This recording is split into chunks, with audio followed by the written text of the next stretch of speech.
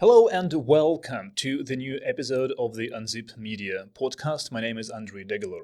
So today's episode is actually going to be a little bit different than you would usually expect, because we are not going to be talking about one particular story, but it's going to be more about the overarching story, if you will. And we will talk about deep tech, for example, and we will also talk about the future of media.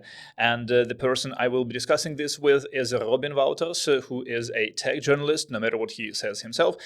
He has been active in this field for more than a decade, and now he is covering deep tech through his newsletter, and he is also up to a whole lot of different things, which is something that we also go through in the conversation. I met Robin at the EIC Summit in Brussels a couple of weeks ago, and I couldn't resist the opportunity to sit down and have a conversation. So please do enjoy and let me know what you think in the comments or anywhere else. Subscribe to the channel, subscribe to our newsletter at unzip.media, and again, all feedback is always very welcome. Now let us dive into this week's interview. Welcome to the show. Thanks for taking the time. Thank you for having me. You've been a journalist and editor, a media founder for like 15 years, a bit more. And now every time I talk to somebody else about you, the one question everyone asks is, what is Robin up to these days? So what is Robin up to these days? It's a fair question to ask. So yeah, I have been in media quite a long time, previously as a journalist with TechCrunch and the Next Web, and also running Tech.eu for quite a long time. And what am I up to now? Basically the same thing, helping the European ecosystem get more visibility, to grow, to accelerate what is already working, and to fix what's not working, but on a different level. I'm a board member at the European Startup Network. I'm involved in a couple of companies and projects here in Belgium to also help the local ecosystem thrive. And I have a small communications agency where I help European deep tech scale-ups and investors in particular to tell their stories. Why deep tech? Because I think it's the one edge that Europe still has in the global technology field. We have so much talent here, the research, the IP, the people. But the fact of the matter is that we haven't really won a lot of races when it comes to technology in the last 2 decades. And I think deep tech is a way to get out of that rut, to basically be proud again of what we have, and to put it to good use. And deep tech is quite broad. I mean, it spans energy, mobility, agriculture, foods, chemicals, materials, you name it, right? So it's quite broad, but I think that's the strength of Europe, is that we're kind of at home in all of these sectors to some degree. We have clusters, we have hubs, we have research centers, we have innovators all across the continent, basically working on these technologies. Now it's the question, how do we bridge that? How do we let them come together to exchange best practices to build bigger, bolder companies over time and really make a difference on the world.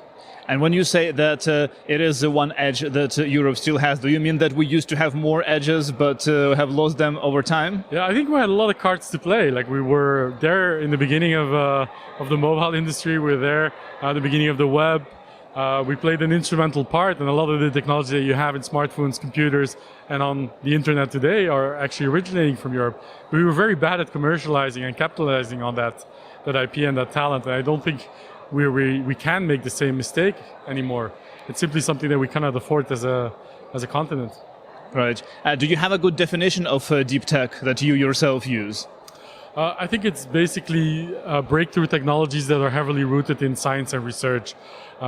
These are technologies solving problems that are typically not handled by someone who just has an idea in their bedroom or garage and starts a company. These are typically rooted in more extensive research, scientific research, some decades old, but now are finally ready to be turned into new materials, to something that we can use for space exploration. So it spans the gamut, it's quite broad, but I think that the root of it is the fact that it's very science-driven, that it takes a longer time to develop, that it's more capital-intensive as well. That, for me, is the definition of deep tech. But everybody has their own, in fairness. So. Yeah, absolutely. And now you also have a newsletter that is focused on deep tech stories. Yes, very much a side project called Inside European Deep Tech. I published it on Beehive and LinkedIn, but it already got quite a large following in just a few weeks, which is great to see. But also makes for the fact that I'm now committed to actually following the European deep tech industry on a policy level, sure, but also in the market, what kind of technologies are coming out of it? Who are the investors that are financing this whole sector? So I'm committed to keeping track of what's going on. Right, and why do you think has it skyrocketed so quickly? The subscribers base of the newsletter, is it because there is not enough information on the industry? In fairness, before I started it, I started researching what are the companies, the journalists, the publications that are actually covering deep technology in Europe, and there aren't that many. Some do it as part of their overall media strategy, and some of them are doing it as part of their day jobs. But really niche-focused media on European deep tech, there wasn't really that much out there. So I think it just struck a chord. Again, it spans so many different industries that it also, per definition, has a larger group of people that could be interested in starting something about space tech, for example, only. So that helps. And also the fact that I have already quite a career behind me as a journalist, as an editor, as a media owner, but also on LinkedIn, quite active since in the last 15 years. Especially after you stopped being active on Twitter, you became much more active on LinkedIn. Yeah, I'm still active on Twitter, but a lot less, well, X I should say, but a lot less than I used to be for a multitude of reasons. X, the everything app. And so these podcasts in general, what we usually look at is we talk to journalists about the stories that they cover. So do you consider yourself a journalist still, first? I don't think I've ever considered myself a journalist. I was always a blogger first and a journalist second. But of course, I've managed teams of journalists. So I do consider myself to be a reporter or an observer, if you want to call it that. Journalist for me is always such a loaded term, but definitely an observer. Yeah. Right. And then we talk about the stories, so what do you think are the stories of European deep tech? What are the important stories at this point? There's so many, though. We're here at the EIC Summit, so I think one of the stories that we need to tell is that the EIC has become the biggest deep tech funder and supporter that we have in Europe. But it also means that we had a clear need for something like the EIC to exist, so we can ask ourselves the question, why did we actually need an EIC, and what can we do to stop needing the EIC over time? So I think one of the biggest stories is how you marry this public-private partnership that is essentially the EIC and its wider ecosystem, and how can you dismantle it when it's needed? So you mean that we will need to dismantle EIC at the end of the day? Listen, it goes for a lot of these institutions, European Investment Fund, the European Innovation Council. I think their goal should be to stop existing. Because when you stop having the need for something like the EIF or the EIC, that means the market is ready to sort of take on that role itself. And before we get there, there's so many steps we have to go through that we might never make it. But that should always be the end goal. That's what we should be striving towards, to not be needing these institutions to take over and let the private market sort of do the work. Interesting. And do you think it will happen in our lifetime? I very much doubt it, because it's also deeply rooted and embedded in the EU institutions and the structures that we've put in place, which makes it very hard to discontinue. Mm-hmm. And what do you think is important in terms of policy right now? What kind of policy changes do you think are most required for European deep tech to be successful?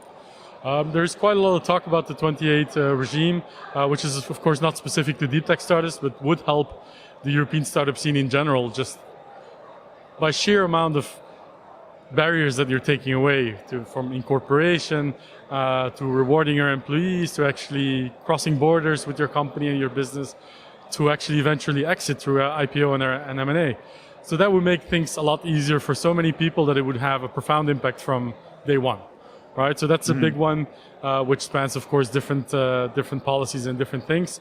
But that's something that I hope will be high on the agenda, and that we'll see our first company in Europe under the EU Inc. banner or 28 regime banner, whatever you want to call it, by 27. That would be a huge success. I see. And can we talk a little bit about media? So you are not in traditional media anymore, but you must have a take on what AI, the breakthroughs in generative AI mean for the future of journalism. Yeah, absolutely. I do have a view on that, because I always think if I would have started TechCrunch last month rather than 13, 14 years ago, it would look completely different. I would handle it completely different. I would hire differently. I would probably monetize it differently, distribute the content differently. So there's so many things I would do differently simply because of the existence of the AI tools and the quality that we have now, and that the fact that the barrier has become so low, but it works both ways. Because the barrier has become that low, it means you get a lot of these sort of content-driven machines that all look and feel the same. So I feel like that human element, that human curation, that human touch is still quite irreplaceable. But definitely the way you would sort of get there, the way you would set up the company, the way that you would source content, categorize it, distribute it, analyze it.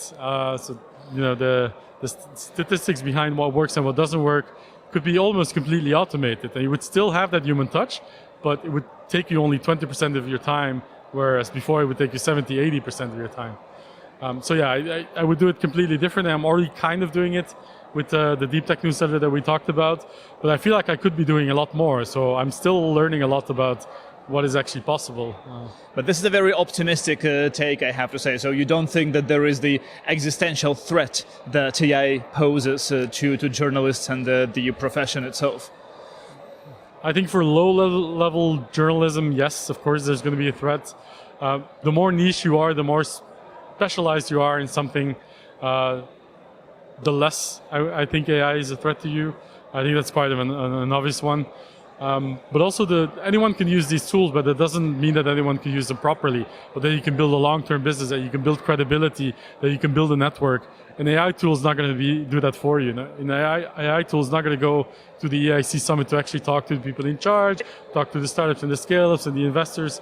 That's simply not going to happen, right? So AI is a threat, but I think to some of the worst things about the journalism industry, and not the good one, the good sides of it. And a very, very open-ended question. So where do you actually see and how do you see the future of media in general? Not necessarily in tech, but like where are we all going? That is a very, very broad question and a very difficult one at that. But yeah, I think media has a role to play in the fact that our democracy are being undermined at the moment across the Western Hemisphere. We're under threat. Like, there's a lot of polarization. Media should be playing the role of showing both sides of any discussion to make sure that the truth comes out. But the reality is that even media has become polarized, and the way that people think about media and democracy has changed so profoundly that I think the role of media is simply not what it used to be, and it will never ever come back. So the way that we think about media needs to change as well. Going from mass media, mainstream media, to more niche, specialized, expert-fed, roundtable, more collaborative efforts, more crowdsourced, if you want to call it that, rather than top-down. Does it also mean that the importance of personal brands in media would be higher in the future? Yeah, I mean, you can already see that playing out. People starting sort of one-man media companies or one-woman media companies, or building a business around a podcast that becomes a video cast, that becomes a newsletter, etc. The tools that we have now at our disposal just didn't exist before. And then the audience is there, the tools are there, so it's much easier to build a personal brand based on sort of your media habits or what you put out on the web than ever before. So yeah, I think that's going to change a lot. It makes it a lot harder for traditional and legacy media players to play along, because they don't have that culture, they don't have the structure, they grapple with the legacy part of it. But of course they still have the distribution, and they still have the name recognition and the brand and the credibility. So there will always be this balance, I think. But yeah, we need to see a lot more innovation on the mainstream or legacy media sites than we do today. Yeah, I mean, I'm reading this book now, Ben Smith's book about called Traffic, and I just read the part about the transformation of the New York Times in like 2008, 2010. I didn't realize at that time that it was like almost going out of business, actually, towards the end of like to the 2000s. Yeah, like most media companies at the time. Yeah, and then it turned around actually by embracing the digital transformation. As they I say love that now. example, but I also love to say, for every example that you quote that happened in a good way, like the digital transformation in the New York Times, there's probably 500 maybe smaller newspapers, smaller businesses that just quietly went out of business and you'd never hear from again, that would have an impact on the local communities or local networks or certain niche. So yeah, I don't think that tells the whole story, obviously, but it's a good example of. And this is something that will happen now, you think, as well, with this next wave? Yeah, I think so. I mean, AI, if you think about it, we talk about journalism and how it's going to be a threat or not to journalism, but there's also the things like graphic design and photography and actually getting something printed and distributed that is being helped by these tools and these AI automation software and hardware processes that we have in place now. We now have the infrastructure to do that. So the threat is only going to become bigger on sort of the low level or the stuff that comes around journalism. The core of journalism, I don't think is going to be under any attack, but that's not the whole story. Media doesn't revolve only around journalism. It revolves around sales and processes and distribution and networks. And so, yeah, it's going to be exciting times if you ride the wave. And if you use these tools and you ride the momentum, it's going to be very challenging if you resist them. Understood. Robin, thank you so much for taking the time. Thanks for answering the questions, and good luck with all the different work that you're doing around. Thank you, Andrew, and best of luck to you too.